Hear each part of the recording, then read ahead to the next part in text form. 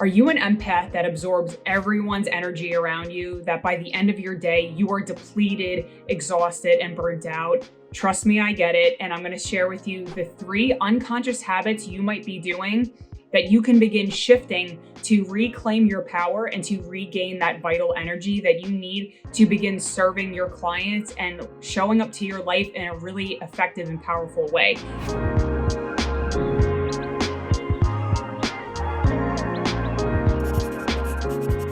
Welcome back to my channel. My name is Dr. Christina Fontana. I am a pharmacist, author, transformation coach, and hypnotherapist, and I help visionary women to release blocks holding you back so that you can elevate your reality and amplify your income and impact. So this is a huge topic within my transformation coaching business that I see all of the time. People are drained, they're depleted, you're highly sensitive, so you're open and you're absorbing everybody's stuff. Their pain, their sadness, you're taking it on, and without healthy boundaries, it's easy to feel depleted at the end of the day. So I'm gonna go through these 3 habits that might be unconscious to you that you can begin shifting to regain your energy and to set those boundaries so that you have more of that vital energy in your life. So the first habit to shift, if you're wanting to reclaim your power as an empath, is to stop saying yes to everything and everyone. I know this can be really challenging, especially if you're highly sensitive and you naturally want to please other people. You are so in tune with other people that you can sense when they're angry, upset, and you at all costs want to avoid that. So whenever you're faced with a question or needing to answer somebody, it can feel really uncomfortable to say no because this pattern has developed from childhood where you naturally want to please other people in order to feel safe in your own body. Oftentimes as empaths, we almost abandon our own body to be so in tune with other people that we can't discern for ourselves what is our energy and what is other people's energy. So we just abandon our own body to be plugged into that other person. So it's easy to abandon ourselves and just say, yeah, that's fine. I can put my needs aside because I want to please this person so much. I want to get their approval. I want to get their love. Trust me, I get that. And it's not serving you. So how can you begin to be more in your own frame, in your own body, so that you can tune into your needs? So whenever you think about this, I want you to tune in, and you can even close your eyes and just tune into your heart and begin to feel into your own body. Because like I said, as an empath, you are often leaving your body to be plugged into someone else's frame or their reality. So start tuning into what it is that you need, what it is that you want, what feels good to you. Are you burnt out? Do you need to take on that extra obligation? Are you feeling guilty by saying no to that person? How can you begin stretching yourself and setting a boundary and just saying with power, you know what, I would love to do that for you, but at this time I can't. I have other obligations that I need to fulfill. So the second habit you can begin to shift if you're an empath looking to reclaim your power is to stop trying to fix, change, or rescue anybody. So as an empath, you have a huge heart. You want to help other people in your life, and sometimes they don't want to be helped. And so I've seen this a lot with my clients, in my own life, in romantic relationships, where I've tried so hard and I've seen the potential in this person and I had great expectations for who they could be, but they weren't willing to do the work, or they weren't willing to meet me where I was.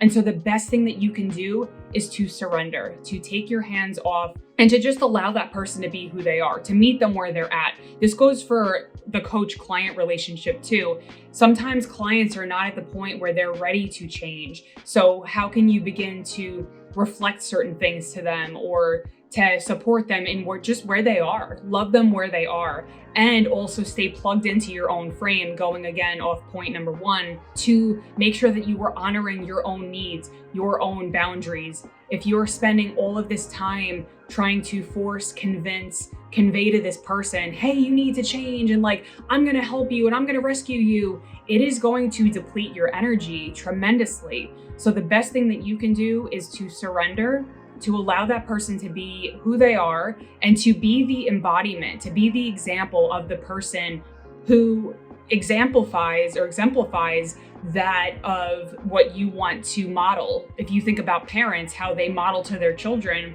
the child picks up everything that they are seeing, even if it's an unconscious, belief that the child is absorbing from the parent. So you can do the same thing. Do what I said before and just really anchor into who you are, to your frame, to your truth.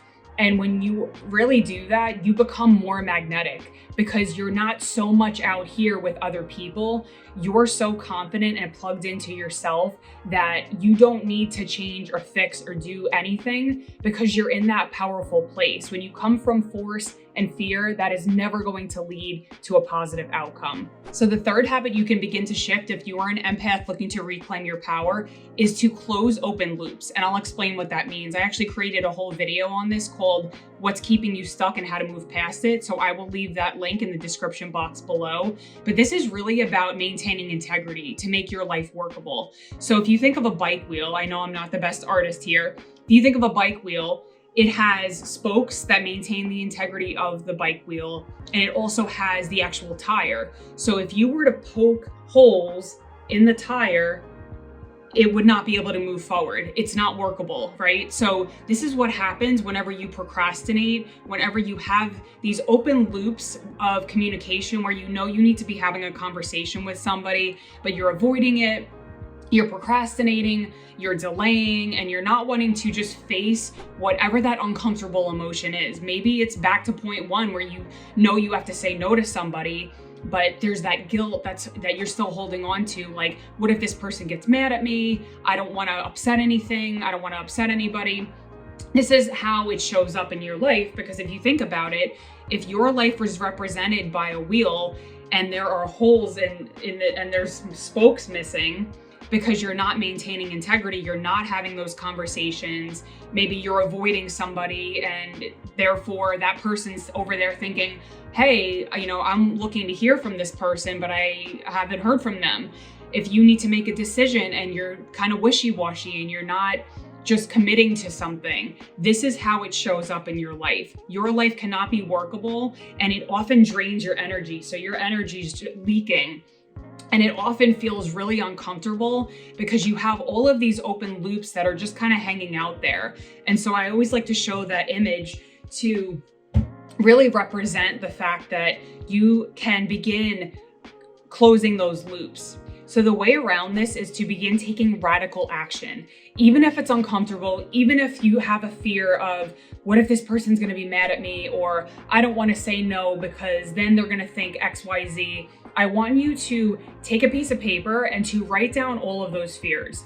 Write down every thought that you're thinking that's preventing you from taking action on that thing. Maybe you have something in your business that you need to be taking action on, but there's this unconscious fear underneath the procrastination. Usually procrastination, delaying, avoiding is the top layer, and then there's usually fears underneath.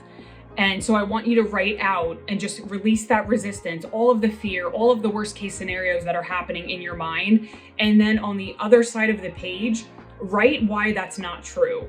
Write the truth of really what's going to happen. Okay, so if you have to set a boundary with somebody, the worst case scenario is they get mad. Okay, and then what? So keep digging into those fears and dive into that and begin shifting your perspective and showing yourself how that is a distortion. It's not the truth of who you are and the power that you can have. So I'm going to be making more videos about this. So make sure that you subscribe to my channel, like this video, and I will see you on the next video.